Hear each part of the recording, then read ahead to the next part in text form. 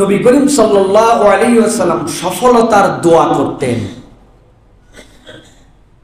সমাজে অনেক মানুষ থাকে, কিন্তু কিছু মানুষ ইউনিক, কিছু মানুষ আলাদা, স্বতন্ত্র। আপনি দেখে বুঝেন এই মানুষটা 10টা মানুষ থেকে কোয়ালিটি অন্য। এই মানুষটা যদি ইসলামের পক্ষে এসে যায়, এই মানুষটা যদি দিনদারির মধ্যে চলে আসে, সমাজের একটা ভিন্ন রকম পরিবেশ হতে পারে। এই মানুষটা যেরকম, এই মানুষ যদি আরো মর্যাদার আসনে চলে যায়, তাহলে দিন, ইসলাম, সমাজ আরো বেশি উপকৃত হবে। মনের মধ্যে তার জন্য কোনো হিংসা নয় যে সে যদি আসে তাহলে আমার লস, ওই যদি হয় আমার কি লাভ। এই কুক্ষিগত মন না রেখে বরং ভালো এবং যোগ্য মানুষদের সফলতার জন্য দোয়া করা, এটা হচ্ছে মুহাম্মদ সাল্লাল্লাহু আলাইহি ওয়াসাল্লামের অন্যতম শ্রেষ্ঠ গুণাগুণ। সুবহানাল্লাহ। আল্লাহ নবী সাল্লাল্লাহু আলাইহি ওয়াসাল্লাম যখনই কোনো মানুষের মধ্যে কোনো কোয়ালিটি দেখতেন, কোন গুণাগুণ দেখতেন, ওই মানুষের কোন পারফরম্যান্সের কারণে নবীজি যদি মনে করতেন এই মানুষটা ইসলামের জন্য কল্যাণকর হবে, এই মানুষটা যদি বড় হয়, এই মানুষটা যদি সামনে আসে, তাহলে উম্মাহ তার দ্বারা উপকৃত হবে, নবী করিম সাল্লাল্লাহু আলাইহি ওয়াসাল্লাম সব সময় চাইতেন ওই মানুষটা যেন ইসলামের সুশীতল ছায়ার তলে চলে আসে, আর আল্লাহ রাব্বুল আলামিন যেন তাকে হেদায়েতের রাস্তার উপরে আসীন করে দেন। হযরতে আব্দুল্লাহ ইবনে আব্বাস রাদিয়াল্লাহু তাআলা বলছেন, নবীজি সাল্লাল্লাহু আলাইহি ওয়াসাল্লাম যেই সময় মক্কায় কঠিন সময় পার করছেন, ওই সময় আল্লাহর নবী সাল্লাল্লাহু আলাইহি ওয়াসাল্লাম বারবার অনুভব করতেন দুইটা মানুষ মক্কায় আছে, যেই মানুষগুলার প্রভাব প্রতিপত্তির সাহস, যেই মানুষগুলার বলিষ্ঠতা এত বেশি প্রখর, এই মানুষগুলা যদি ইসলামের ছায়ায় আসে, ইসলাম তার দ্বারা উপকৃত হবে, অন্যদের প্রতি তার প্রভাব পড়ে যাবে। হযরত আব্দুল্লাহ ইবনে আব্বাস বলছেন, আমি নিজে কানে শুনলাম নবীজি নিজের চক্ষু পানি বের করে দিয়ে আল্লাহর কাছে দোয়া করছেন, আল্লাহুম্মা আইজ্জাল ইসলাম বিআহাব্বি হাযাইনির রাজুলাইনি ইলাইকা বিআবি জাহলিন আও বিউমর ইবনুল খাত্তাব।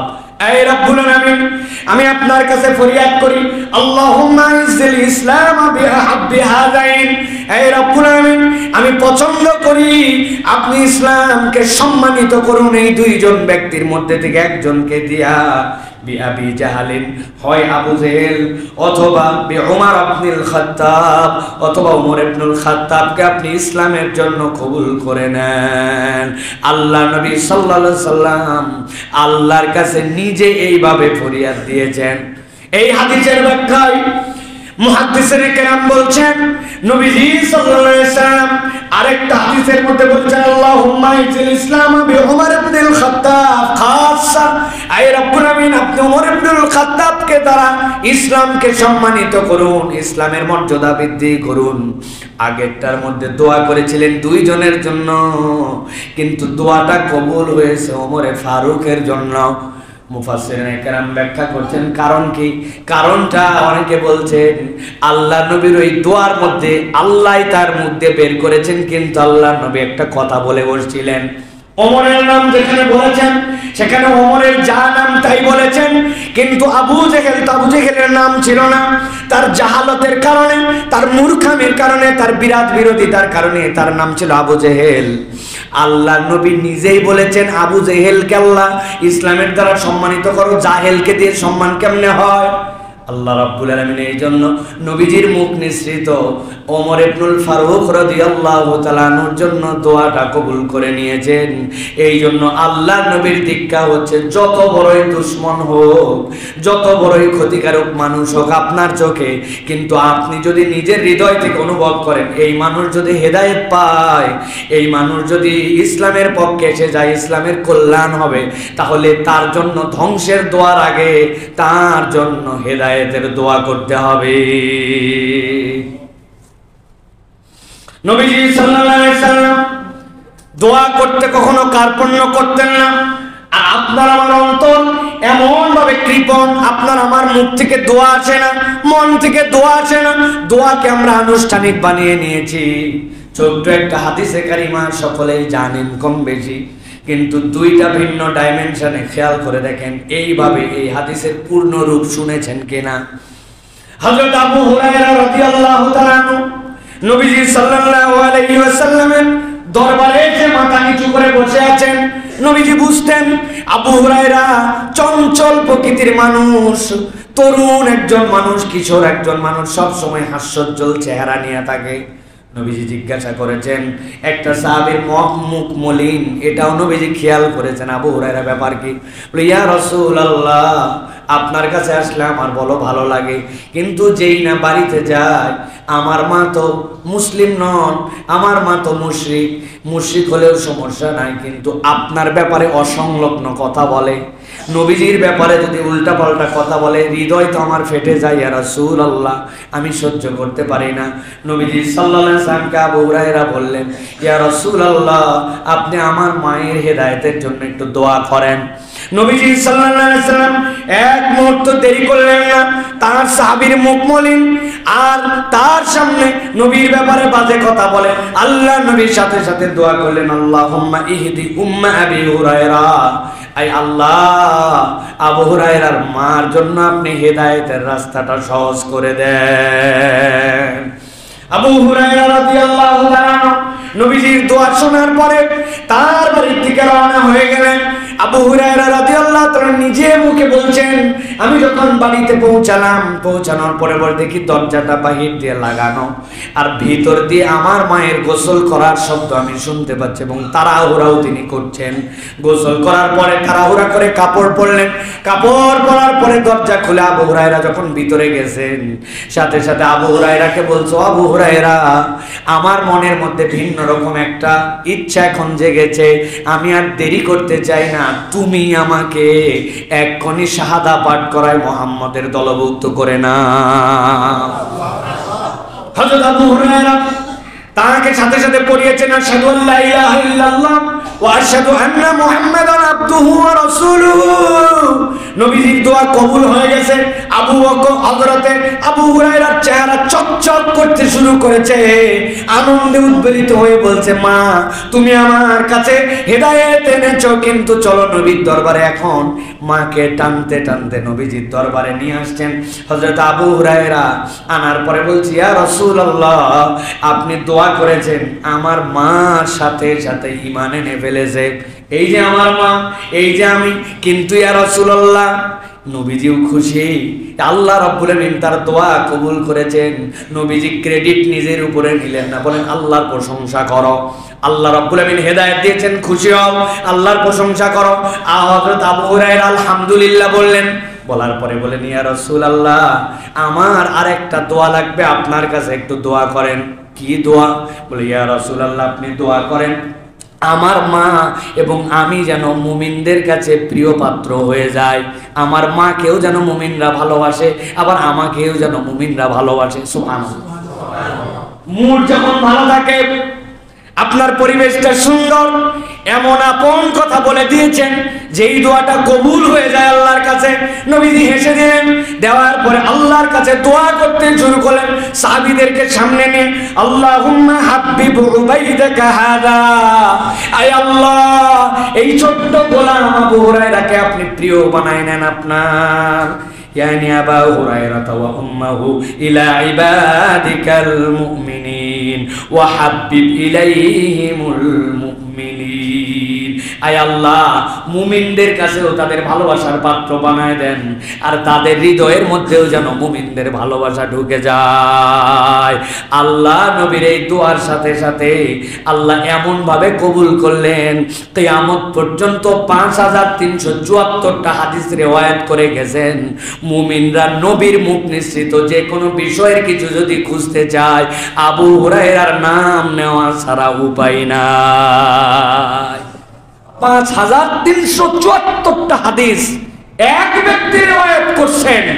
আপনি যে সাবজেক্টে খোঁজেন, 10 জন সাহাবী থাকলে আবু হুরায়রাও তার মধ্যে আছেন। মুমিন বলবে ক্বালা রাসূলুল্লাহ সাল্লাল্লাহু আলাইহি ওয়াসাল্লাম, আর তার আগে বলবে না আন আবি হুরায়রা, এটা সম্ভব নয়। আল্লাহ তার এবং তার মাকে এমন পছন্দ করছেন, সুবহানাল্লাহ, দোয়া করায় নিছেন যে কল্যাণের দোয়া, উত্তম দোয়া। নবীজি কখনো কমতি করেন নাই। কার আমার ছেলেটা সফল হতে পারে নাই, আরেকজনটা আগায় গেছে, আমার মনের মধ্যে আইনি দুঃখ কষ্ট, আমি আর দোয়া করতে চাই না, কারণ সফলতার দোয়া, কেউ সফল হোক, কল্যাণকামী হোক, এই দোয়া আমার মন থেকে আসে না। নবী করিম সাল্লাল্লাহু আলাইহি ওয়াসাল্লামের প্র্যাকটিস এটা ছিল না প্রিয় ভাইরা। এই জন্য আপনাদেরকে সব সময় আমাদেরকে অপরের কল্যাণের দোয়ার সাথী হতে হবে, যে আমি মানুষের কল্যাণের দোয়া করবো। রে ভাই, আল্লাহ বলবেন বাংলাও বোঝে, ইংরেজিও বোঝে, সব দোয়া খালি বাংলায় করতে হয়, বিষয় এরকম নয়। আর কোন সময় কোন দোয়া কবুল হয় রব্বুল আলামিন কেবল জানেন। এই জন্য গুরুত্বপূর্ণ সময়গুলিতে, যেগুলো দোয়া কবুলের যে গুরুত্বপূর্ণ সময়, এই সময়গুলিতে বড় বড় কিছু চেতে হয়। শাইখুল হাদিস আল্লামা আজিজুল হক রহমতুল্লাহ আলাই, তার থেকেও বর্ণনা আসছে, খতিব ওবায়দুল হক রহমতুল্লাহ আলাই, তাদের থেকেও আসছে, উনি হারাম শরীফে ছিলেন, মসজিদে হারামে কোনো এক সময় ইফতারের আগ মুহূর্তে ছিলেন। ওই সময়টা গুরুত্বপূর্ণ না দোয়া কবুলের জন্য। তো উনার সামনে অনেক খাবার আসছে, উনি বলছেন আহারে, এইগুলো খাবারের সাথে যদি একটা কাঁচা মরিচ হতো, লঙ্কা, কাঁচা মরিচ আছে না আমাদের বাঙালিদের, মুড়ি মাখা, তারপরে ছোলা, এগুলো হলে একটা পেঁয়াজ মরিচ হলে আমাদের ফ্লেভার হয়। উনি বলে বসছেন হুট করে, আরে একটু যদি একটা লঙ্কা হতো তাহলে দারুণ হতো।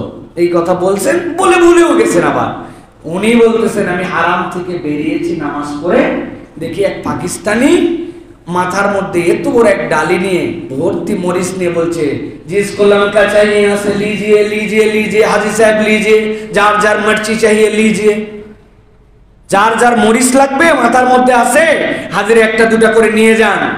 উনি এইটা দেখে হাউমাউ করে কাঁদতে শুরু করছেন। লোকজন বলছে, হুজুর আপনি না কিছুক্ষণ আগে বললেন, আর এখন লঙ্কা হাজির, আপনি আবার কাঁদতেছেন? বলে, আরে আমি তো কপাল দেখে কাঁদতেছি, ওই সময় কি লঙ্কা চাওয়ার কথা আমার? আল্লাহ কবুল করে একটা মরিচ পাঠাইছেন, কিন্তু এমন মুহূর্ত ছিল আমি আল্লাহর কাছে আরো বড় দোয়া করলে আল্লাহ হয়তো কবুল করে নিতেন। হৃদয়ের মামলা।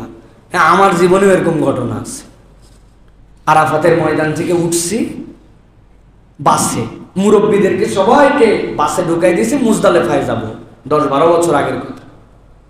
ছাদের উপরে উঠছি কোন রকমে, রাস্তা কম কিন্তু যেতে অনেক সময় লাগে মুজদালেফায় পৌঁছাতে। এখন আমাদের সাথে যারা আছে, রাজশাহী অঞ্চলের বেশিরভাগ মানুষ, এগুলো বেশিরভাগ মানুষ পান খাওয়া পছন্দ করে। রাজশাহীর মানুষ, রাজশাহীর পানের স্বাদও যেরকম, এদিককার মানুষ পান খাওয়াও জানে এত সুন্দর করে। ঢাকার মতো এরকম মূর্খ পান খাওয়া না, পানের মধ্যে চুন না লাগায় ঢাকাতে যে পান দিয়ে দেয়, আমাদের ওই উত্তরবঙ্গে হলে থাপড়া দাঁতের মাড়ি পর্যন্ত ফালাই দেবে। কলকাতাকার এটা আবার কেমনে পান খাওয়া, পানে সুন্দর করে কাটবে, বোটা ফালাবে, পান লাগে, চুন লাগাবে, খয়েল লাগাবে, এরপরে ভিতরে কালো জিরা দিবে, মশলা দিবে, পেটকে, আর এই জায়গায় এক প্যাঁচ দিয়ে সুপারি একটা ভিতরে পুশ করা দিয়ে এরপরে তুমি যা পারবে। ছাগলও, উত্তরবঙ্গের ছাগলই পান খাবে না, ওদিকে ছাগলেরও স্ট্যান্ডার্ড আছে। এখন আমাদের যেগুলো পান খায়, যাই হোক, এক এক দেশের এক এক নিয়ম, এটা কাউকে ছোট করার জন্য বলছে না। এখন উপরে ওঠার পরে কেউ কেউ বলতেছে এত লম্বা সফর, ছাদের উপরে উঠে গেলাম, গরম অনেক, ইস একটু যদি পান থাকতো সারা রাত পার করে দেওয়া যেত। বিশ্বাস করেন, এর 5-7 মিনিটের মধ্যেই মাওলানা সারোয়ার নামে একজন, আমাদের হাটহাজারি ফারেক, আমাদের এক চাচা, ছাদের উপরে আমাদের সাথে বাসে আসে, নিচ থেকে একজন এসে ডাকতেছে, এই সরোয়ার, সরোয়ার, এই সরোয়ার। চাচা নিচে তাকায় দেখে উনার বড় ভাই, উনি সৌদি আরবে কাজ করে, উনি হজের জন্য আসছে। আসার পরে বলছে, সরোয়ার তুই কে নিচে আয়। বলে, কেন নিচে যাবো? কয় আমার দাস্ত হয়ে গেছে, মানে পেট খারাপ হয়ে গেছে, আমি বাসে গেলে অবস্থা খারাপ হয়ে যাবে, আমার এখন এই বাথরুম করতে করতে হলেও আমাকে পৌঁছাতে হবে মুজদালেফায়, বাসে যেতে পারবো না, একাই গেলে মাথা ঘুরে যাবে, তুই নাম। বড় ভাই অসুস্থ, ছোট ভাই উপরে, মৌলানা এহরামের কাপড় টাপড় ধরে নিচে নামলো। আর একজন জিজ্ঞাসা করছে, চাচা তোমার হাতে কি?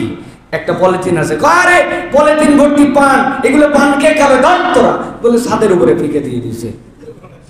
উনাদের মাথায় খারাপ যে আরাফাত ময়দান, ওই জায়গায় পান তো দূরের কথা, আর উনার কাছে পান সুপারি যা লাগবে ওর মধ্যে সব সহ। একজন বলল, আহারে এই আরাফাতের পরে দোয়া কবুল হয়, কি দুঃখে যে এই সময় বললাম একটু পান হলে, এই সময় তো আরো বড় দোয়া করার কথা। প্রিয় ভাইরা, দোয়া বান্দার জীবনে বিরাট নিয়ামত, এটাকে কখনো ছোট করা না করা, আমি করলে হবে, উমুকে করলে হবে না, এরকম ভাবার কোনো কারণ নাই। আল্লাহ কোন সময় বান্দার দোয়াটা কবুল করে নেবেন। এই জন্য মন যখন ভালো থাকে, মানুষের যখন খুশ মেজাজ থাকে, মানুষ যখন একটা মুডে থাকে, দোয়াটা ওই সময় নিয়ে নিতে হয়। এটা সাহাবায়ে কেরাম বুঝতেন। নবী করিম সাল্লাল্লাহু আলাইহি সাল্লামের কাছে দোয়া এই জন্য চেয়ে বসতেন, নিজেরা দোয়া করতেন। আল্লাহ রাব্বুল আলামিন এই দোয়ার বরকতে মানুষের ভাগ্য পরিবর্তন করে দেন। তাহলে আমাদের টার্গেট হবে অমুক মানুষটা, তমুকটা, এই ব্যক্তিটা আমি যদি মনে করি ইসলামের জন্য কল্যাণকর, উনাকে জানানোর দরকার নাই, আল্লাহর কাছে আমরা তার জন্য দোয়া করব। পারবো না ইনশাআল্লাহ? আর একটা জেনারেল দোয়া কি? রব্বানা ইগফির লানা ওয়া লিইখওয়ানিনা আল্লাযীনা সাবাকুনা বিল ঈমান। আল্লাহ, যারা চলে গেছে আমাদের থেকে সবাইরে তুমি মাফ করে দাও, তাদের ব্যাপারে অন্তরের মধ্যে আমাদের কোনো গিল রেখো না, হিংসা রেখো না। আল্লাহ, আমাদের মুসলমানদের অন্তরগুলোর মধ্যে তুমি সৌন্দর্য পয়দা করে দাও। এটা একটা জেনারেল দোয়া। এইটা নবী করিম সাল্লাল্লাহু আলাইহি ওয়াসাল্লামের অনন্যতা। অধিকাংশ মানুষই আমরা এরকম টার্গেট করে দোয়া করি না। এই গুণটা আমাদের মধ্যে নিতে হবে। পারবো ইনশাআল্লাহ? এটা গেল একটা। 2 নম্বর, নবী করিম সাল্লাল্লাহু আলাইহি ওয়াসাল্লামের আরেকটা গুণ ছিল, যদি কেউ গুনাহগারও হতো, ভুলও করত, তার দ্বারা কদর্যতাও যদি প্রকাশ পেত, নবীজি সাল্লাল্লাহু আলাইহি ওয়াসাল্লাম তার সাথে নম্রতার সাথে তার বিষয়টি ধরায় দিতেন। কখনো তার সাথে তার পাপের কারণে রূঢ় আচরণ, ভিন্ন রকম আচরণ, হিংসাত্মক কথাবার্তা রাসূল আরবি সাল্লাল্লাহু আলাইহি ওয়াসাল্লাম বলেন নাই। বুঝাতে পারছি আপনাদেরকে? মানুষের ভুল আছে না, অপরাধ আছে না, মানুষের মধ্যে অনিসলাম আছে না, তার আমলের ঘাটতি আছে, ফিস্ক আছে, কিন্তু এইটাকে নিয়ে ট্রল করা অথবা এইটাকে নিয়ে ক্রিটিসাইজ মূলক কথা বলা, এটা কোনো মুসলমানের আদত হতে পারে না। নবী করিম সাল্লাল্লাহু আলাইহি ওয়াসাল্লাম থেকে হাদিস আসছে, খেয়াল করেন। হযরত আবু উমামা বলছেন, এক যুবক নবী করিম সাল্লাল্লাহু আলাইহি ওয়াসাল্লামের কাছে আসলেন। আসার পরে নবী করিম সাল্লাল্লাহু আলাইহি ওয়াসাল্লামকে বলল, ইয়া রাসূলুল্লাহ, একটা বিষয়ের অনুমতি নেওয়ার জন্য আপনার কাছে আসছি। বলো বলো কি? বলে, ইয়া রাসূলুল্লাহ, আমাকে জিনা করার অনুমতি দেন। সাহাবায়ে কেরাম বলছেন, চুপ চুপ, এই কি থাম থাম বেটা, কি সে অনুমতি নিতে? নবীজির কাছে জিনার অনুমতি নিতে আসছে, কে সাহস? সাহাবায়ে কেরাম হাদিসের ভাষায় এটা, চুপ চুপ, থামো, বেকুব কোথাকার। নবীজি বলে, নাই তোমরা থামো, ওকে আমার কাছে আসতে দাও। সাহাবায়ে কেরাম চিন্তা করলো, আল্লাহু আকবার, নবী কি আর জিনার অনুমতি দেয় নাকি? নাউজুবিল্লাহ। ভাবটা এরকম যে স্পষ্ট হারাম, নবী আবার বলতেছেন আমাদেরকে থামায়, ওকে আমার কাছে পাঠাও। নবী করিম সাল্লাল্লাহু আলাইহি ওয়াসাল্লামের কাছে আসলো, হাদিসের মধ্যে আসছে। এরপরে রাসূলুল্লাহ সাল্লাল্লাহু আলাইহি ওয়াসাল্লাম বললেন, পাশে বসো। পাশে বসলো, বলল যে তোমার কাছে আমি 4টা কথা জিজ্ঞাসা করব, উত্তর দাও। জি ইয়া রাসূলুল্লাহ। তুমি আমার কাছে জেনার অনুমতি নিয়ে আসছো। আচ্ছা, ধরো কোনো মানুষ তোমার মায়ের সাথে জেনা করার অনুমতির জন্য আসলো, তুমি কি বলো? এটাকে তুমি পছন্দ করবে? সে বলতেছে, আল্লাহ, এটা কেমন কথা ইয়া রাসূলুল্লাহ, অসম্ভব। আমি আমার মায়ের সাথে জেনার অনুমতি তো দূরের কথা, এটা আমি সহ্যও করতে পারবো না। নবীজি বললেন, তবে মা বাদ দিলাম, তোমার বোনের ব্যাপারে কেউ বললো যে তার সাথে সে জেনা করবে, এটা কি তুমি চাও? বলে, না ইয়া রাসূলুল্লাহ, আল্লাহ, এটা আমি মোটেও পছন্দ করব না, এটা আমি সহ্যই করতে পারবো না। নবীজি এরপরে বললেন, তোমার ফুপু, তোমার আব্বার বোন, তার সাথে জেনা হোক, ব্যভিচার হোক, কেউ অনুমতি নিয়েই তার সাথে বিবাহ বহির্ভূত সম্পর্ক করবে, তুমি কি বলবে? বলি, আল্লাহ ইয়া রাসূলুল্লাহ, আমার ফ্যামিলির, আমার বাপের বংশের ফুপুর সাথে চাই না। নবীজি এবার 4 নম্বর বললেন, তোমার খালা, তোমার মায়ের দিকে, তোমার মাও না, তোমার বোনও না, তোমার বাপের আত্মীয় না, খালা, ও তোমার বাপের সাথে বিয়ে হয়েছে না, সম্পর্ক ওইদিকে গেছে। বলি, ইয়া রাসূলুল্লাহ, আল্লাহ, আমি আমার খালার সাথেও জেনা ব্যভিচার হোক, এটা কখনোই মেনে নিতে পারবো না। নবীজি বললেন, এই পৃথিবীর সম্পর্কে মা, খালা, বোন আর ফুপু, এই 4টার মাধ্যম দিয়ে মানুষের সাথে রিলেশন হয়। তুমি এইগুলো যদি পছন্দ না করো, তুমি কার সাথে জেনার অনুমতি চাও? কারো না বোন, কারো না মা, কারো না খালা তার নিসবত, কারো না ফুপু তার নিসবতে, তাহলে তুমি কেমনে জেনা করার অনুমতি চাও? ওই রকম ভাবে তো তারাও পছন্দ করে না। যুবকের মাথা নিচু হয়ে গেল। নবীজি যুবকের গায়ের মধ্যে হাত দিলেন, দেওয়ার পরে বললেন, আল্লাহুম্মা গফির যামবাহু ওয়া তাহহির কলবাহু ওয়া হাসসিন ফারজা। হে আল্লাহ, আমার এই তরুণের অন্তরটাকে আপনি পবিত্র করে দেন। হে আল্লাহ, সে যে ভুল কথা বলছে এই গুনাহটা তার মাফ করে দেন। ওয়া হাসসিন ফারজা, আর তার এই যে লজ্জাস্থান এটার হেফাজতকারী স্বয়ং আল্লাহ আপনি হয়ে যান, তার মধ্যে দক্ষতা বাড়ায় দেন। ওই যুবক ছিল মক্কা মদিনার সবচেয়ে স্মার্ট এবং সবচেয়ে মুত্তাকি যুবক। সুবহানাল্লাহ। কি ট্রেনিং নবী করিম সাল্লাল্লাহু আলাইহি ওয়াসাল্লাম দিলেন, হ্যাঁ? কি আদর তাকে দেখালেন, কি অসভ্য প্রস্তাবের কি বিনম্র উত্তর, কাছে সহবত, গায়ে টাচ করে আদর করে তাকে দোয়া করে নবী করিম সাল্লাল্লাহু আলাইহি ওয়াসাল্লাম কেবল পাপ করার ইচ্ছা করছে, পাপ করেও নাই, তার সাথে এরকম আচরণ করলেন। আর আপনার অন্তর ভর্তি বিষ। দাড়ি রাখা বিরাট বড় ওয়াজিব আমল। একজনের দাড়ি নাই, মনে করছে এর ইসলামেই নাই, এ জাহান্নাম বোধহয় কিনে নিছে। আমাদের আচরণে এরকম মনে হয়, তাই না? নামাজ পড়ছিস, আজকে ফজরটা খালি পড়তে পারি নাই, বাকিটা পড়ছিস, তাহলে লাভ কি? তোর শুরুই হয়নি, তুই তো জাহান্নামের মধ্যে এক পা দিয়ে আছিস, খালি মরবি আর জাহান্নাম। কেইসা আমাদের অ্যাপ্রোচ, কেইসা আমাদের আমল অপর মুসলমানকে যেন জাহান্নামে পৌঁছাতে পারলে আমাদের সফলতা, তাই না ভাই? একটা বিষয় বাংলাদেশে ঐক্যমত হয়ে গেছে, সবাই জাহান্নামে যাবে। কারণ আমি দেখছি আমার গ্রুপ জান্নাতি, বাকি সব জাহান্নামী।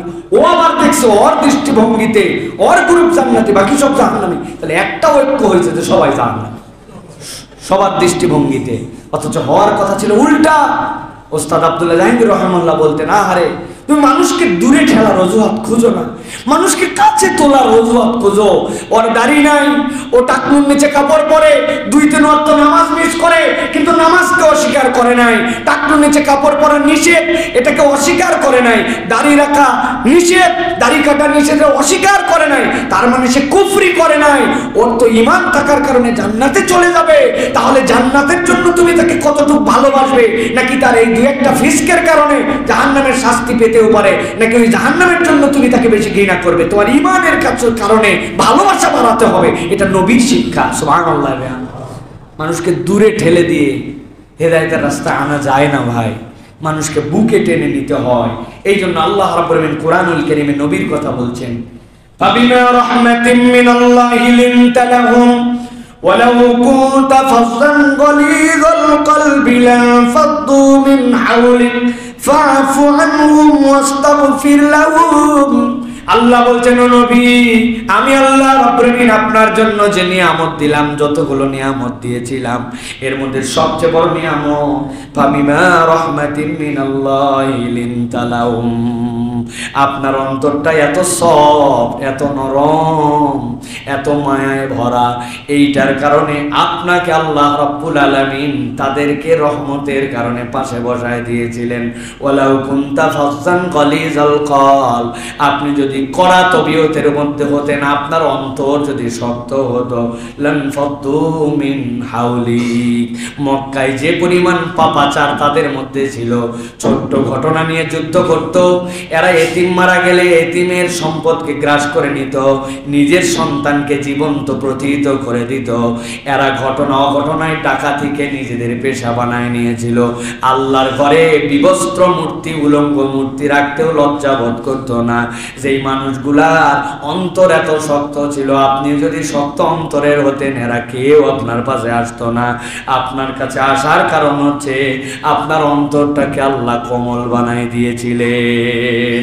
এই জন্য আল্লাহ বলছেন, ফাআফু আনহুম ওয়াস্তাগফির লাহুম, আপনি তাদের জন্য আল্লাহর কাছে ক্ষমা চান আর তাদের জন্য আল্লাহ রাব্বুল আলামিনের কাছে ইস্তেগফার করেন।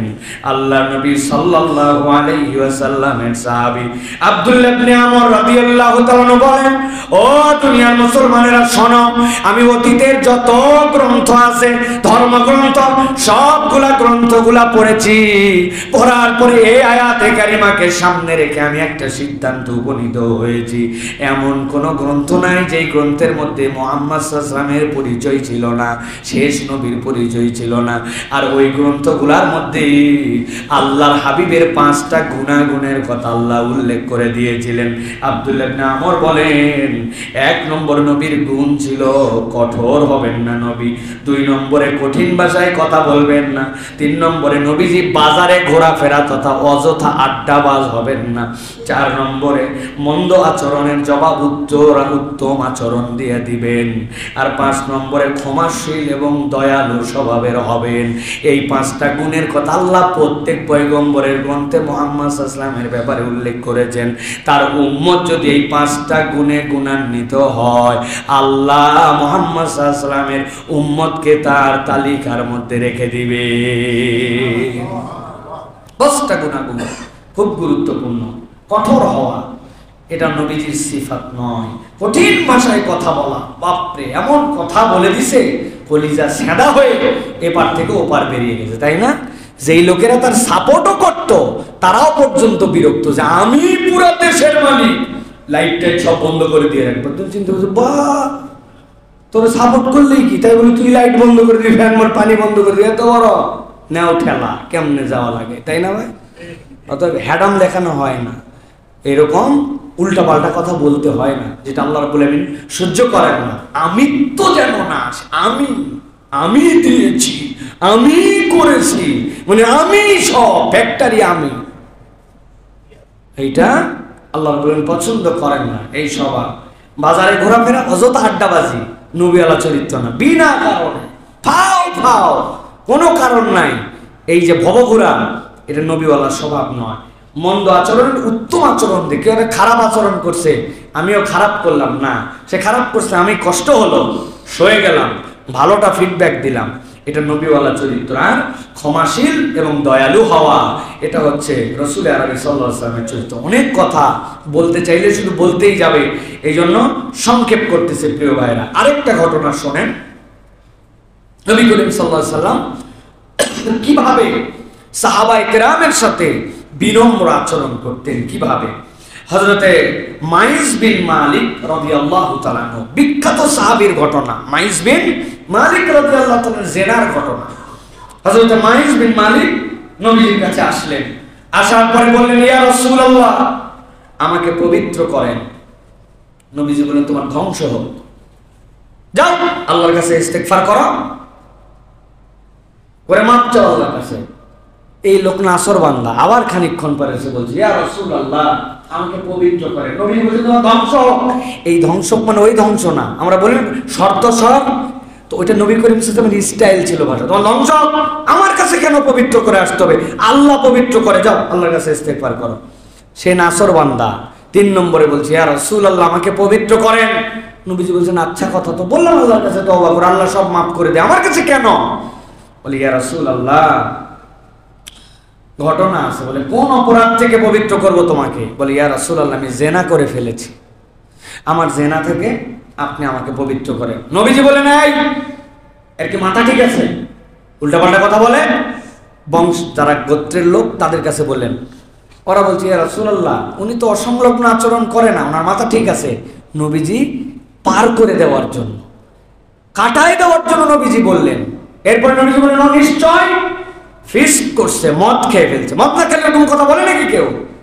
2 জন লোক লাফ দিয়ে উঠে যায়, তার মুখের মধ্যে নাক দিয়ে শুকলো, শুকে বলে, ইয়া রাসূলুল্লাহ উনি মদও পান করেন।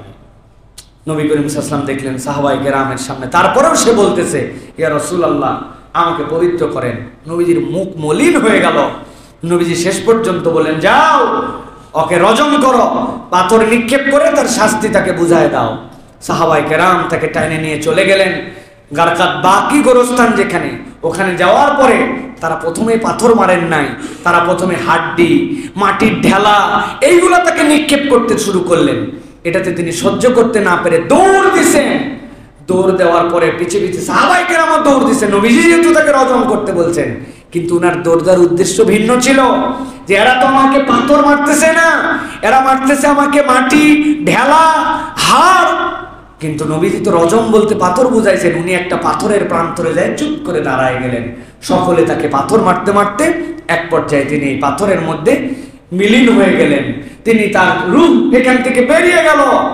সাহাবায়ে কেরাম ফেরত আসলেন, আসার পরে নবী করিম সাল্লাল্লাহু আলাইহি ওয়াসাল্লামের কাছে বলতে শুরু করলেন, ইয়া রাসূলুল্লাহ মাইসকে এখানে আমরা এরকম করছিলাম, সে দৌড় দিল, তারপর ওই জায়গায় যে দাঁড়ায় গেল, আমরা পাথর নিক্ষেপ করে শেষ করলাম। নবীজি বললেন, যখন সে দৌড় দিল তখন তোমরা ছেড়ে দিলে না কেন? যদি ছেড়ে দিতে, আল্লাহ যদি তার তওবা কবুল করে নিতেন, তোমরা কেন ঘাবড়ায় গেলে? তারপরে সাহাবায়ে কেরাম এই কথা শুনে চুপ করে গেলেন। এই ঘটনা সাহাবায়ে কেরামের জীবনে প্রভাব ফেলে দিল। বাজারে হাটে আলোচনা হতে শুরু করলো। একদল সাহাবী বলতে শুরু করলেন যে তার পাপই তাকে মৃত্যুর দিকে ঠেলে নিয়ে গেছে, যদি পাপ না থাকতো তাহলে মৃত্যু পর্যন্ত যেত না। আর একদল সাহাবী বলতে শুরু করলেন, না না, ও তো ভালো মানুষ, যেই পাপ দুনিয়ার কেউ দেখে নাই, সে না বললে কেউ জানতোই না, কেউ তার বিপক্ষে অভিযোগও দিতে আসে নাই, তাহলে সে কত বড় ভালো মানুষ, আল্লাহকে ভয় করে সে তওবার নিয়তে এটা করছে, খবরদার এ কথা বলো না। নবীজি 3 দিন কোনো কথা বললেন না, সাহাবায়ে কেরামের সাথে কোনো কথা বললেন না, চুপচাপ নবী করিম সাল্লাল্লাহু আলাইহি ওয়াসাল্লাম একদম চুপচাপ থাকলেন। 3 দিন পরে নবী করিম সাল্লাল্লাহু আলাইহি ওয়াসাল্লাম একদিন এসে দেখলেন সাহাবায়ে কেরামের মধ্যে তখনও এই ঘটনা নিয়ে, মাইজের ঘটনা নিয়ে গুঞ্জন হচ্ছে। নবীজি সকল সাহাবীর দিকে তাকায় বলেন, এই সাহাবায়ে কেরাম, তোমরা তোমার ভাই মাইজের জন্য আল্লাহর দরবারে ক্ষমা প্রার্থনা করো। সবাই ইস্তেগফার করলো, আল্লাহ মাইজকে মাফ করে দাও। এরপরে নবীজি বললেন, তোমরা না বলেছিলে তার মৃত্যু তাকে টেনে নিয়ে গেছে, কেউ বলেছিলে তার তওবা আল্লাহর কাছে গ্র্যান্ড হয়েছে, আমি মুহাম্মদ সাল্লাল্লাহু আলাইহি ওয়াসাল্লাম তোমাদেরকে জানালাম, মাইজ ওইখান থেকে দৌড় দিয়ে রজম পর্যন্ত গিয়েছিল, মাইজ যে তওবাটা আল্লাহর কাছে করেছিল, এই তওবাটা যদি পুরো উম্মতের মধ্যে ভাগ করে দেওয়া হতো এটা যথেষ্ট হয়ে যেত। রাসূলুল্লাহ সাল্লাল্লাহু আলাইহি ওয়াসাল্লাম ছাড় দিতে চেয়েছেন। কেন? কেননা কেউ তো অভিযোগ করে নাই, নিজে নিজে আসছে।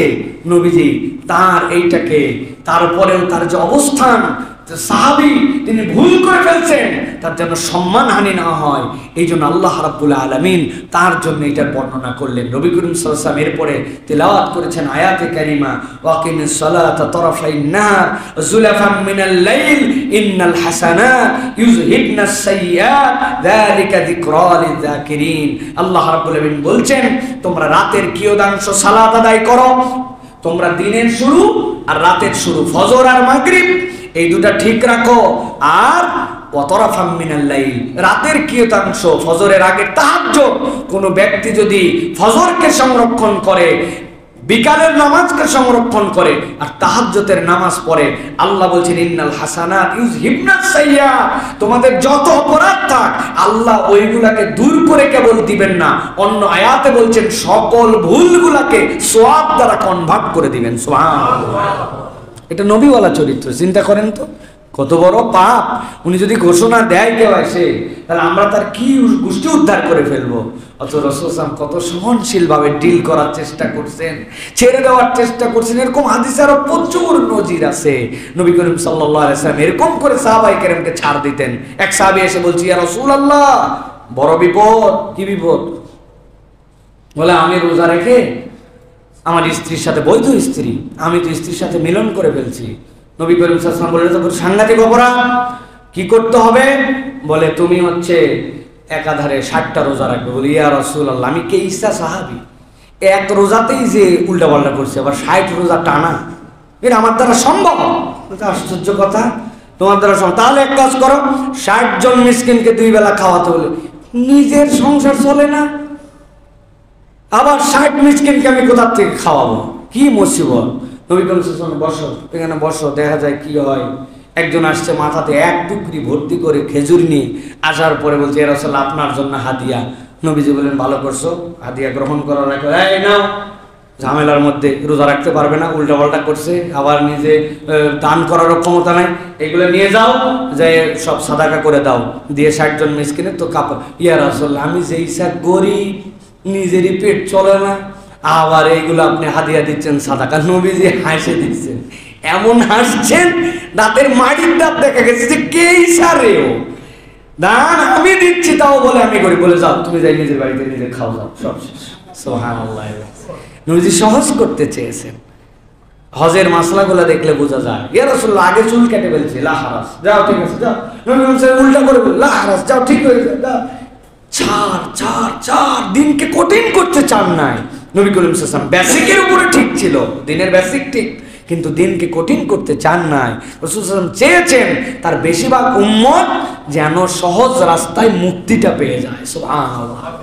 এই জন্য মানুষের জন্য কঠিন করা যাবে না। এবার 3 নম্বর, দুইটা বলছি, আরেকটা শোনেন প্রিয় ভাইরা। শিশুদের সাথে রাসূলুল্লাহ সাল্লাল্লাহু আলাইহি ওয়াসাল্লামের কতগুলো ইউনিক ব্যবহার ছিল, এটা আমাদের জন্য খুব জরুরি। আমাদের যারা ছোটরা আসছে আজকে মসজিদে, তাদেরকে অ্যাটেনশন দেওয়ার জন্য বলতেছি। আর ছোটদের যারা আমাদের গাইড আছেন, মুরব্বীরা, তারাও কথাগুলি ভালো করে শুনেন। নবী করিম সাল্লাল্লাহু আলাইহি সাল্লাম শিশুদের সাথে আদর করতেন, কিন্তু শিশুদের সাথে তিনটা সম্পর্ক তার গভীরভাবে ছিল। একটা, নবীজি শিশুদেরকে তাহনিক করাতেন। 2 নম্বর, নবীজি শিশুদের সুন্দর নাম রাখতেন। 3 নম্বর, নবী করিম সাল্লাল্লাহু আলাইহি সাল্লাম ছোটদের আত্মসম্মানের দিকে লক্ষ্য রাখতেন। তাহনিক মানে কি? মদিনায় যে কোনো শিশু আসলে নবী করিম সাল্লাল্লাহু আলাইহি সাল্লাম তাকে কাছে ডেকে নিতেন।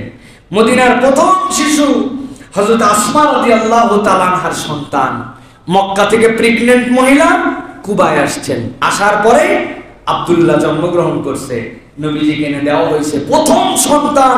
কি আনন্দ! নবী করিম সাল্লাল্লাহু আলাইহি ওয়াসাল্লাম তাকে নিলেন, নেওয়ার পরে বলে একটু খেজুর দাও, চিবালেন, চিবিয়ে খেজুর আলাদা করে রাখলেন, রেখে মুখের লালাগুলো আগে বের করলেন, করে তার মুখের মধ্যে দিলেন লালাগুলা। হযরত আসমা বলছেন, আমার সন্তানের পেটে আমার দুধের আগেও নবীজির লালা তার পেটের মধ্যে পৌঁছাইছে। সুবহানাল্লাহ। এরপরে নবীজি তার মুখের মধ্যে সুন্দর করে খেজুরটুকু দিলেন। রাসূলুল্লাহ সাল্লাল্লাহু আলাইহি ওয়াসাল্লাম নাম রাখলেন, তোমার নাম আব্দুল্লাহ। বুখারীর হাদিস। এই সেই বিখ্যাত আব্দুল্লাহ, আল্লাহ রাব্বুল আলামিন যাকে উভয় জাহানের জন্য কবুল করে নিয়েছে। রাসূলুল্লাহ সাল্লাল্লাহু আলাইহি ওয়াসাল্লাম হযরত আবু উবাইদা রাদিয়াল্লাহু তাআলা আনহু তার ছোট্ট শিশুকে নিয়ে আসলেন, কেবল ভূমিষ্ঠ, দৌড়ায় নিয়ে আসছে নবীজির কাছে। নবী করিম সাল্লাল্লাহু আলাইহি ওয়াসাল্লাম উরুর উপরে ফেললেন, এই জায়গায় রাখতেন নবীজি, হয় কাঁধে রাখতেন অথবা উরুর উপরে রাখতেন। উরুর উপরে রেখে নবী করিম সাল্লাল্লাহু আলাইহি ওয়াসাল্লামের আরেকটা ব্যস্ততা এসে গেছে। নবীজি তার সন্তানকে তার হাতে দিলেন। দেওয়ার পরে খানিকক্ষণ পর যখন মনে হয়েছে, আরে বাচ্চাটাকে তো নিয়েছিলাম, নাম তো দেওয়া হয় নাই, ডাক দিলেন, আবু সাঈদ, তোমার বাচ্চা কই? বলি, ইয়া রাসূলুল্লাহ, ওকে বাসায় পাঠাই দিয়েছি। নাম রাখছো? বলি, ইয়া রাসূলুল্লাহ, নাম রাখছি। বলছেন, না, তোমার নাম দিয়ে হবে না, আমি তার নাম রাখলাম মুনজির। ইমাম নববী বলছেন, নবীজি কেন মুনজির নাম রাখলেন? নবীজির এই হাদিসের অর্থ ইমাম নবী বলছেন, মুনজির বিন ওমর, নবী করিম সাল্লাল্লাহু আলাইহি ওয়াসাল্লাম যে বীরে মাওনা, নবীজির পক্ষ থেকে যারা গেল, তারা নবীজির উট পাহারা দেওয়াতে তাদেরকে হত্যা করে ফেললো। মুনজির বিন ওমর ছিলেন ওই সেনাবাহিনীর প্রধান, আর একই বংশের লোক ছিল। নবীজি বললেন, এর নাম মুনজির, আশা করতেছি সে চাচার কুলের আরেকটা মুনজির হিসাবে ইসলামের খেদমত করবে। সুবহানাল্লাহ।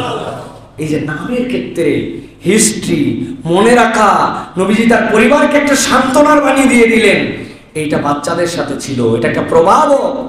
আজগবি নেট থেকে ঘাঁটে ঘুটে যত উতাল পাতাল নাম বের করা যায়, স্মার্ট নাম বের করতে করতে আর কোনো নামই নেই। একটা নামই কেবল রাখা বাকি আছে এখন, শয়তান। কোরআনের কোনো নামই নেই। উতাল পাতাল সাহাবীর নাম খুঁজে পায় না, ভাল লাগে না, আনস্মার্ট। আরে সাহাবীর নাম আব্দুল্লাহ, বাপের নাম আব্দুল্লাহ, দাদার নাম আব্দুল্লাহ, আমার ভাতিজার নাম আব্দুল্লাহ, 4 আব্দুল্লাহ। নবী পছন্দ করছে, সমস্যা কোথায়? তারা রাখছে। আর কই আমার স্বাস্থ্য ভাইয়ের নাম আব্দুল্লাহ আছে ফ্যামিলিতে, সেই জন্য রাখা যায় না। ব্যতিক্রম একটা নাম দেন হুজুর, যেই নাম দুনিয়াতে কেউ রাখে না। চিন্তা করা যায়? এই নাম রাখতে রাখতে এখন তো যা ইচ্ছা তাই হয়ে যাচ্ছে। এই জন্য সুন্দর নাম, এটা আমাদের জন্য। আবু তালহা আনসারী রাদিয়াল্লাহু তাআলা ছেলে নবীজির কাছে নিয়ে আসলো। এসে দেখে নবী করিম সাল্লাল্লাহু আলাইহি ওয়াসাল্লাম উটের পিঠে তেল লাগাচ্ছেন। উটের যে জায়গাতে হাওদা থাকে ওই জায়গাটা কষ্ট পায়, নবীজি নিজেই উটের পিঠে তেল লাগাচ্ছেন। নবীজি বলেন, কি ঘটনা আবু তালহা? বলি, ইয়া রাসূলুল্লাহ, আমার বাচ্চা হয়েছে। আরে দাও, তোমার বাচ্চাকে দাও। কোলে নিয়ে বললেন, খেজুর আছে? উনি কোমর থেকে খেজুর বের করে নবীজিকে দিছেন। নবীজি মুখ দিয়ে চিবালেন, চিবাই ওই বাচ্চার মুখে দিছেন। দিয়ে নবীজি তাকায় দেখেন, আমাদের বাচ্চার যেমন লজেন্স চষে, কেবল হওয়া বাচ্চা এইসা খেজুর চষা চষতেছে। নবীজি বললেন, আসলে আনসারীদের খেজুর খুব পছন্দ। 3 ঘন্টা হয়নি এই বাচ্চা এত চুষতেছে।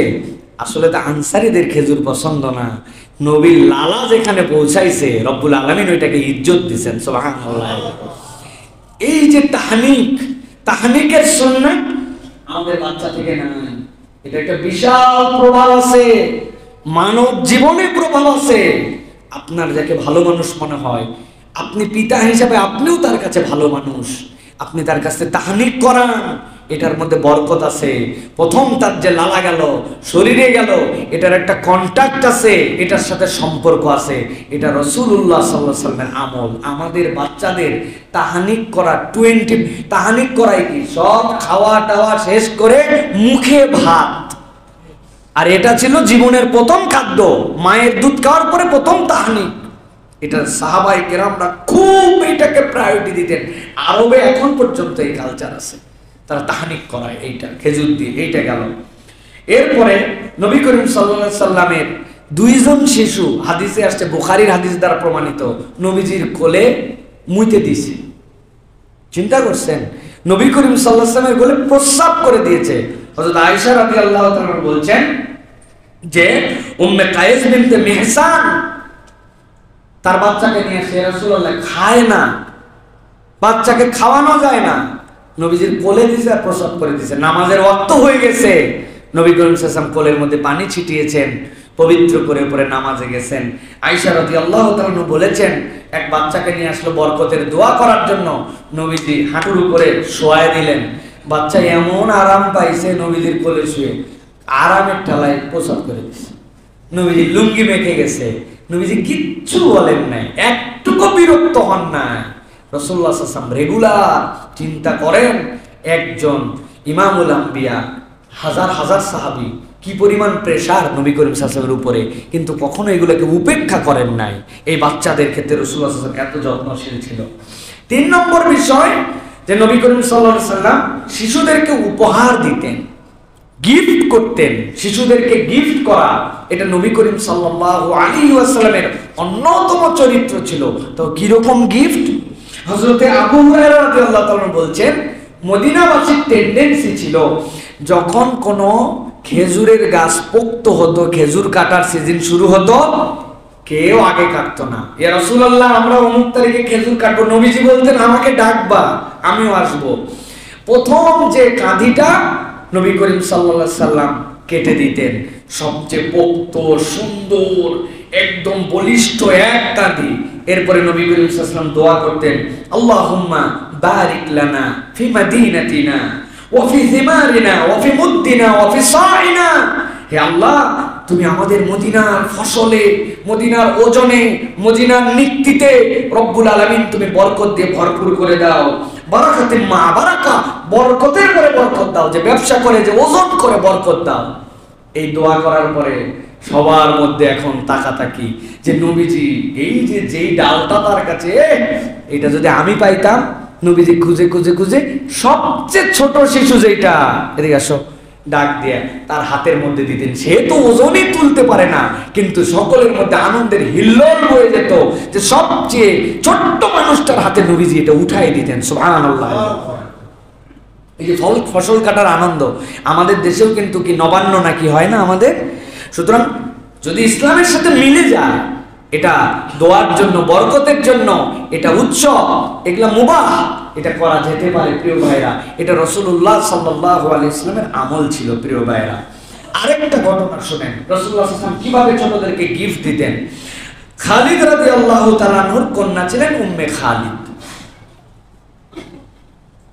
একবার মদিনায় অনেক উপহার আসলো, এর মধ্যে একটা উপহার আসলো, একটা কাপড় জড়ি দেওয়া, এত সুন্দর দেখতে, কিন্তু আইটেমটা লেডিস।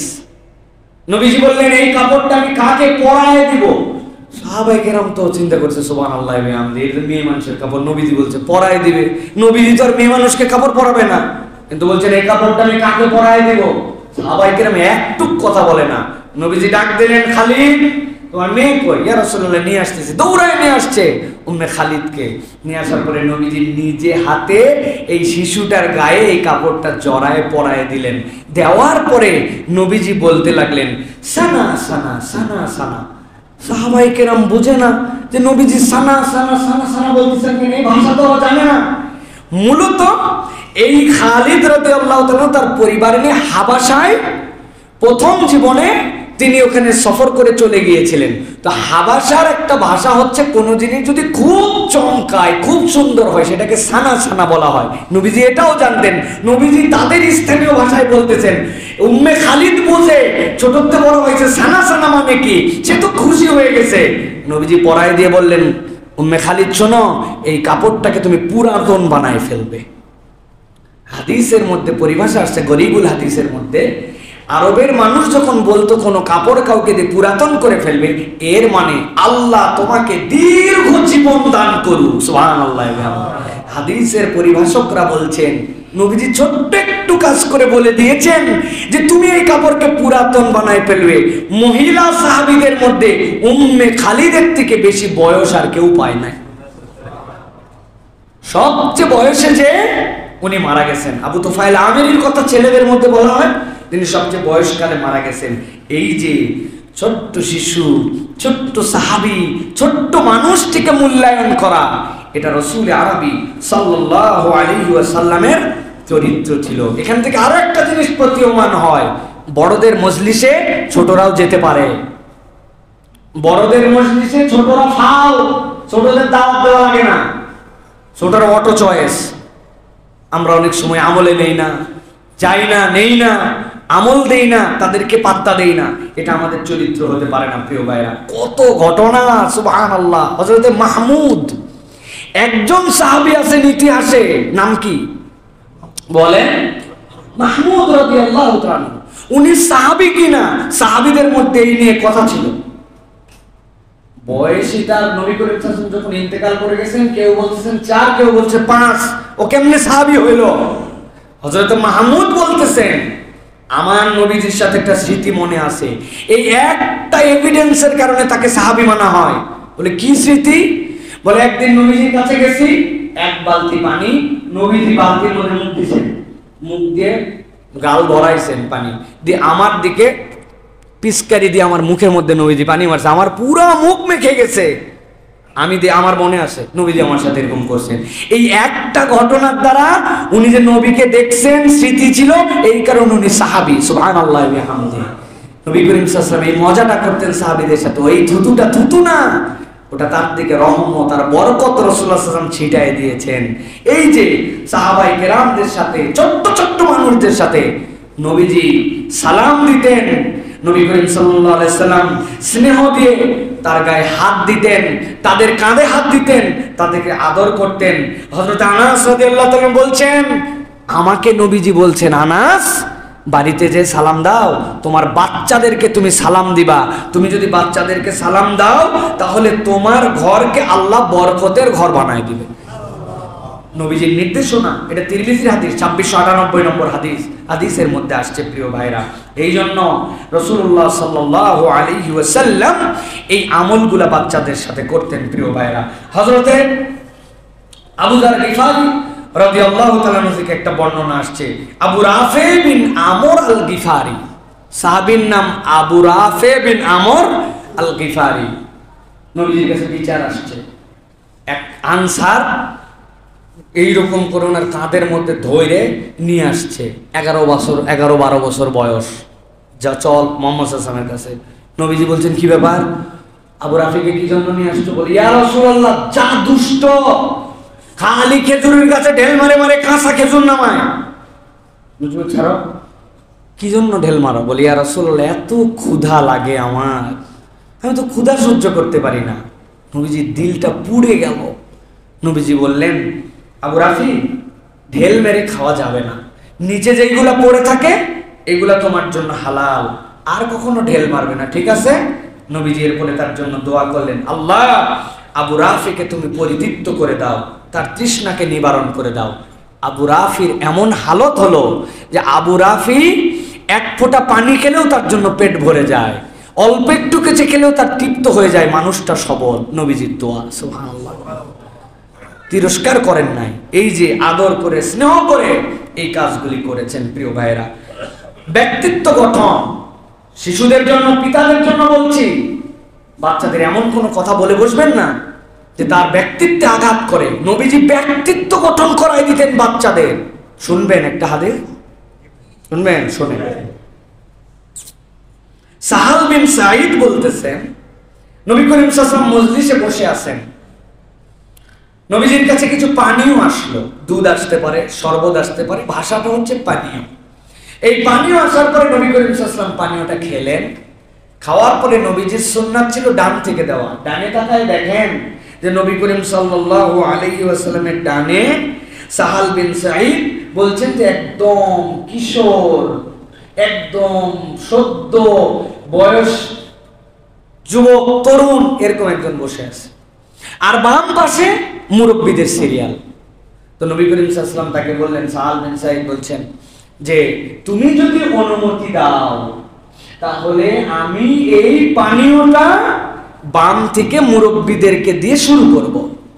সাহাল বিন সাঈদ বলছেন, অসম্ভব ইয়া রাসূলুল্লাহ, আল্লাহ রাসূলের হাত থেকে আমার ভাগ যেটা, আমার ভাগে কিয়ামত হলেও কাউকে ভাগ দেব না। নবী বললেন, না তুমি না। রাসূল সাল্লাল্লাহু আলাইহি ওয়াসাল্লাম তিরস্কার করলেন না, অপমান করলেন না, অনুমতি নিলেন এবং সে তার জায়গায় অনর। এটাকে বললেন যে কেসা বেয়াদব হয়ে গেছে ছেলেগুলা, হ্যাঁ আমি বললাম তারপর এরকম করে বলল। ব্যক্তিত্বের জায়গা, এটা তার হক, সে স্ট্রং, নবীজি সম্মান করেন। ওই বাচ্চাটা যে ব্যক্তিত্ব নিয়ে বড় হলো, বড়দের মূল্যায়ন নিয়ে বড় হলো, তার ব্যক্তিত্বটা সমাজের মধ্যে প্রভাব সৃষ্টি করবে প্রিয় ভাইরা। এই জন্য এটা আমাদের জন্য খুবই গুরুত্বপূর্ণ। এটা প্রিয় ভাইরা, এটা গেল বাচ্চাদের বিষয়ে। সর্বশেষ বলি, দয়া এবং স্নেহ ছিল মুহাম্মদ সাল্লাল্লাহু আলাইহি ওয়াসাল্লামের ভূষণ। দয়া যার মধ্যে নাই তার মধ্যে কিছু নাই।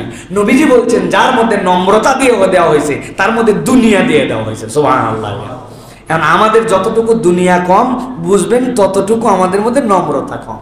সবচেয়ে নম্র মানুষ ছিলেন মুহাম্মদ সাল্লাল্লাহু আলাইহি ওয়াসাল্লাম। এই জন্য আল্লাহ বলছেন, ওয়া মা আরসালনাকা ইল্লা রাহমাতাল লিল আলামিন, হে রাসূল আপনাকে তো আমি রহমত করেই প্রেরণ করেছি দুনিয়ার জন্য। সুবহানাল্লাহি ওয়া বিহামদি। এই জন্য প্রিয় ভাইয়েরা, একটা ঘটনা বলে আজকে শেষ করব। নবী করিম সাল্লাল্লাহু আলাইহি ওয়াসাল্লামের জীবনে তিনি কতটুকু উম্মতের জন্য রহমত চাইতেন, কি ধরনের মানুষ ছিলেন রাসূলুল্লাহ সাল্লাল্লাহু আলাইহি ওয়াসাল্লাম। সাহাবায়ে কেরাম থেকে বর্ণিত আছে, হযরত আবু যার রাদিয়াল্লাহু তাআলা বলছেন, আমি নবীজির একটা অনন্য রাতের সাক্ষী। নবী করিম সাল্লাল্লাহু আলাইহি ওয়াসাল্লাম একটা আয়াতে কারিমা পড়ে পুরা রাত তার সিজদায় পার করে দিয়েছে। তার রুকু, তার সিজদা, তার নামাজে একটা আয়াতে কারিমা ছিল। হযরত আবু যার বলছেন, নবীজি সাল্লাল্লাহু আলাইহি ওয়াসাল্লাম আল্লাহর কাছে পড়তে শুরু করলেন, ইন তুআযিবহুম ফাইন্নাহুম ইবাদি, ইন তুআযিবহুম ফাইন্নাহুম ইবাদুকা ওয়া ইন তাগফির লাহুম ফাইন্নাকা আনতাল আজিজুল হাকীম। ও আমার রব, আপনি যদি শাস্তি দেন তবুও তারা আপনার বান্দা। আপনার শাস্তি যদি দেওয়া অবধারিত হয় তারপরে এরকম নয় যে সে আপনার বান্দাতে তালিকার থেকে বের হয়ে যাবে। আর আমি আল্লাহ আপনাকে বলছি, ওয়া ইন তাগফির লাহুম ফাইন্নাকা আনতাল আজিজুল হাকীম। আর আপনি যদি তাকে ক্ষমা করে দেন, আপনি মহাপরাক্রমশালী, বিজ্ঞানময়, আপনি মহাজ্ঞানী আল্লাহ। এর দ্বারা আল্লাহ নবী বুঝাতে চান, শাস্তি দিলেও আপনার বান্দা, ক্ষমা করলেও আপনার বান্দা। হযরত আবু যার বলতেছেন, আল্লাহ নবী সাল্লাল্লাহু আলাইহি ওয়াসাল্লাম রাত থেকে ফজর পর্যন্ত অনবরত দোয়া করলেন।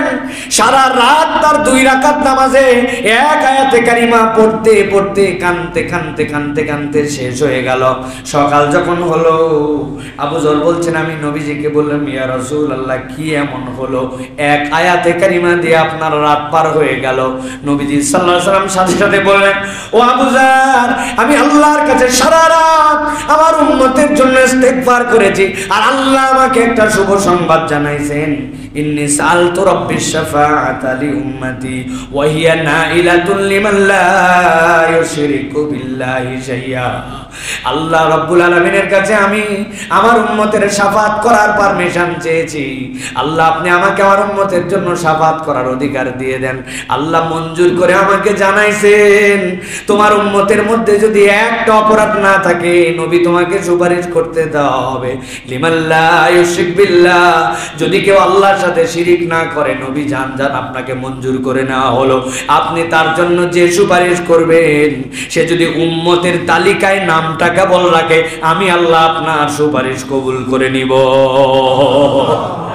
নবীজি সাল্লাল্লাহু আলাইহি ওয়াসাল্লাম তার উম্মতের জন্য যে আল্লাহর কাছে বলছেন, আল্লাহ শাস্তি দিলেও আপনি রব, ক্ষমা করলেও রব, আমার উম্মতকে রব্বুল আলামিন আপনি হেফাজত করেন, আমাকে একটু অনুমতি দিয়েন যেই দিন আপনি ছাড়া আর কেউ সুপারিশ করতে কেউ সুপারিশের পারমিশন পাবে না আপনার, ইল্লা মান শাফিআ, কেবলমাত্র সুপারিশ করবে সে, আপনি যাকে অনুমতি দিবেন ওই অনুমতিটা আমাকে দিয়েন আল্লাহ।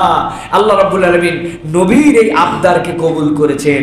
নবী করিম সাল্লাল্লাহু আলাইহি ওয়াসাল্লামকে এই জন্য বলা হয়েছে ওয়াখফিদ জানাহাকা লিমান ইত্তাবাআকা মিনাল মুমিনিন, হে নবী পাখি যেরকম তার হাতগুলোকে প্রশস্ত করে দেয়, আকাশ ডাকলে মুরগি যেরকম তার বাচ্চাকে কোলের ভিতরে নিয়ে নেয়, ওয়াখফিদ জানাহাক, হে নবী আপনি আপনার দিলকে রহম করে দেন, আপনার মুমিনদের জন্য আপনার দিলকে প্রশস্ত করে দেন, তাদেরকে আপনার কোলের মধ্যে নিয়ে নেন।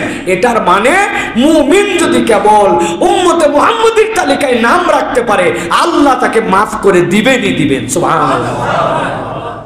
কিন্তু ওই নবীর দয়াদ্রতা, ওই নবীর গুণ, ওই নবীর কোন কাজ করলে আমি উম্মতের তালিকায় থাকি আমার কোনো ধারণাই নাই। আমি কেবল মনে করছি শেষ নবীর পরে আসলেই বোধহয় আমি উম্মত হয় না ভাই। যেরকম মক্কায় অবতীর্ণ হলেই কেবল মক্কি সূরা হয় না, মদিনায় অবতীর্ণ হলেই মাদানী সূরা হয় না, ওটার ডেফিনেশন আছে। হিজরতের আগে সব মক্কি, হিজরতের পরে সব মাদানী, হিজরতের পরে নবীজি মক্কায় অবতীর্ণ সূরাও মাদানী। ঠিক একই রকম এটাও মনে রাখেন, নবীর পরে শেষ নবীর পরে আসলেই উম্মতে মুহাম্মদী হয় না। মুহাম্মদ সাল্লাল্লাহু আলাইহি ওয়াসাল্লামের তালিকায় থাকার জন্য আল্লাহর নবীর ক্রাইটেরিয়ায় আপনাকে চলাফেরা করতে হয়। এইটুকু করলে আল্লাহ রাব্বুল আলামিন নবী বলছেন ইন্নী সাআলতু রাব্বিশ শাফাআতা লিউম্মতি ওয়া হিয়া নাইলাতুল লিমান লা ইউশরিক বিল্লাহি শাইআ। আল্লাহ মঞ্জুর করছে উম্মতের তালিকায় থাকো আর আল্লাহর সাথে শিরিক করো না, আমি মুহাম্মদ সাল্লাল্লাহু আলাইহি ওয়াসাল্লাম তোমার জন্য সুপারিশ করব। সুবহানাল্লাহ। এই যে রাসূল সাল্লাল্লাহু আলাইহি ওয়াসাল্লাম রহম দিল, বাঁচায় দেওয়ার দিল, এই দিলটা আমাদের জন্য দরকার। আজকে আর দীর্ঘ করবো না, অনেক দীর্ঘ হয়ে গেছে। তাহলে দয়া স্নেহ এটা আমাদের ভূষণ হবে। বাচ্চাদের সাথে আমাদের চমৎকার আচরণ করতে হবে। রাসূলুল্লাহ সাল্লাল্লাহু আলাইহি ওয়াসাল্লাম যেটা বলেছেন 2-3টা দিকের কথার মধ্যে বলেছি, আমাদের বাচ্চা কাচ্চার এই ক্ষেত্রে খবর রাখতে হবে। এরপর আরেকটা কথা বলেছি, রাসূলুল্লাহ সাল্লাল্লাহু আলাইহি ওয়াসাল্লাম গুনাহগার হলেও নম্রতার সাথে দাওয়াত দিতেন। আর প্রধানত যেটা বলেছি, ভালো এবং যোগ্য মানুষদের জন্য রাসূল আরবি সাল্লাল্লাহু আলাইহি ওয়াসাল্লাম রেগুলার দোয়া করতেন। এই গুণাগুণগুলো, গুণের তো কোনো শেষ নাই যেটা বলেছে নবী করিম সাল্লাল্লাহু আলাইহি ওয়াসাল্লাম, কিন্তু এই গুণাগুণগুলা আমাদের হৃদয়ে ধারণ করার জন্য চেষ্টা করতে হবে। পারবো ইনশাআল্লাহ?